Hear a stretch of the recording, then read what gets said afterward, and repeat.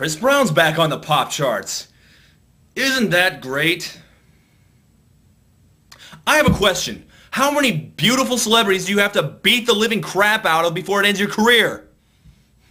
More than one? I thought we were done with Captain Nick Punches a Girl over here, but apparently I was wrong, because he's back with his new song, I Can Transform Ya.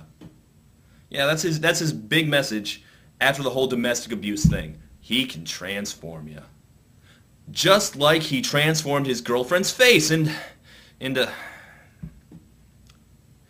Look, I better get this all out of my system now, or that's just going to be the whole review. For the record, Chris Brown beat on a girl. Chris Brown beat on a girl.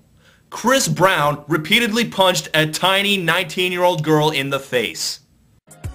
Okay, to be fair, just because Chris Brown is a sorry excuse for a human being doesn't mean that his songs are bad.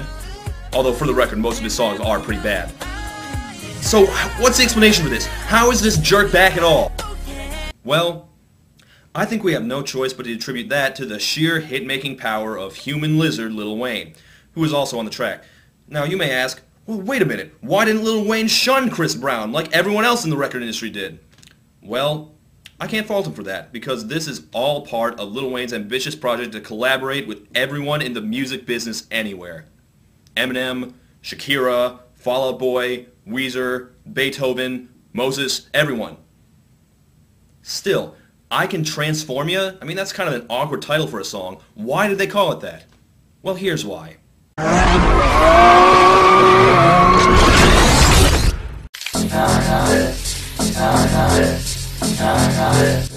Yep, there it is. Your first hit song based entirely around Transformers. Go, hey, little mama.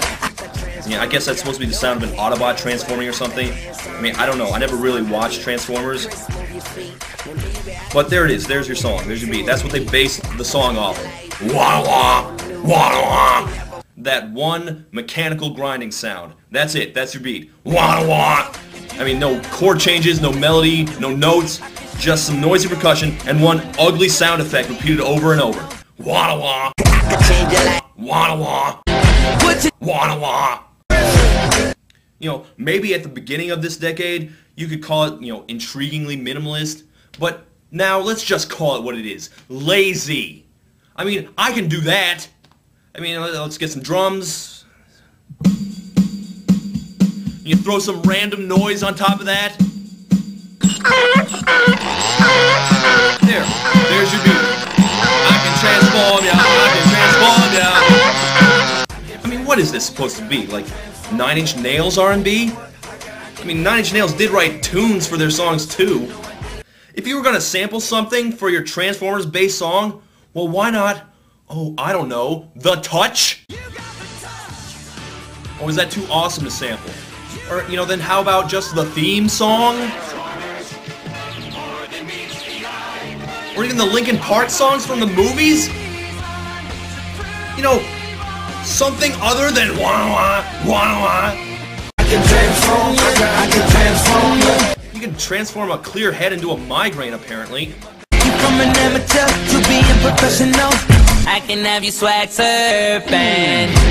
What you need, you can have that.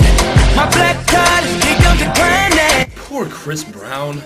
I mean, he's trying so hard to find a melody. I just feel bad for him. Oh, no, wait. I don't. Well, in any case, now we know what inspired the title, but what does it actually mean in context? I can transform you? Into what? And we can transform a good girl to a freak. Oh, okay. You make those good girls go bad. We already have a song for that. And speaking of, wasn't there once that other good girl gone bad? Oh, right. Yeah, I hope that's not who this song is for, Chris Brown. I mean, that's not really in good taste. And you know what? I'm guessing this song is not based on the cartoon show. I mean, that show ended years before Chris Brown was even born. So I gotta assume that this is all from the movies then. Well, if I can step into film criticism for just a moment here, I don't think I've ever seen a set of films more excruciating than the Transformers series. Were you Masturbating? Okay. No, I don't masturbate. That's not something for you to bring up. If that makes you uncomfortable, you can call it Sam's happy time or Happy my time. special alone time. I mean, as experiences go, watching Transformers is a lot like 2.5 hours of being punched in the face. So I guess I see why Chris Brown likes them. But I am, for the record, mighty amused that a bunch of black guys made a song based on what is probably the single most racist movie since Birth of a Nation. Up a cap in his ass, throw him in the truck, and then nobody gonna know nothing, not me. What's cracking, little bitches? Life.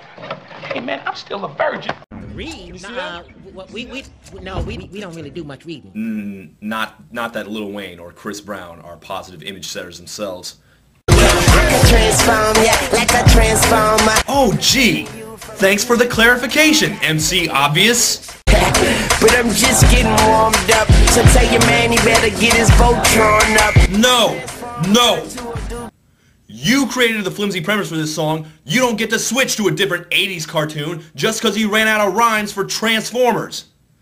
I mean, there are a lot of rhymes for Care Bears, but that's not what the song is about. I will give Lil Wayne this, though. He has accurately and perfectly captured the mentality of an 8-year-old watching Transformers. Then my car transforms to a Charter. Then I transform me to a Bugatti. And then it turns into a car, and the car turns into like a helicopter, and it's got like lasers, and it's like, and the lasers turn into machine guns, and the machine guns turn into like a boat, and it's like, excuse me. Oh, and by the way, the deeper I delve into Lil Wayne's mindset on this song, the more I realize Lil Wayne's into some weird stuff, man. Cause her form puts me in a trance. I transform smaller and she puts me in her pants. Yeah, I'm not even touching that one. And that's not even the weirdest line in the song.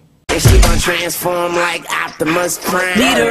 Okay, see, what I got out of that is that Lil Wayne is turned on by women he can compare to 100-foot tall alien death robots. And then there's this. I transform her to a Ducati. I'm usually not a buzzkill, and I try not to complain about women being treated as objects, but there is a line to be drawn, and that line is when you start fantasizing about a woman who's actually, literally, a motorcycle. But of course Lil Wayne redeems the song's materialism and misogyny with his amazing charisma and wordplay and blah blah blah. Look, I don't really get Lil Wayne, alright? He's okay. I don't find him as interesting as everyone keeps saying I'm supposed to. I mean, let's face it, this is a repulsive song. It's ugly to listen to, and its message is awful. It's saying, hey girl, I buy you stuff and you become my prostitute.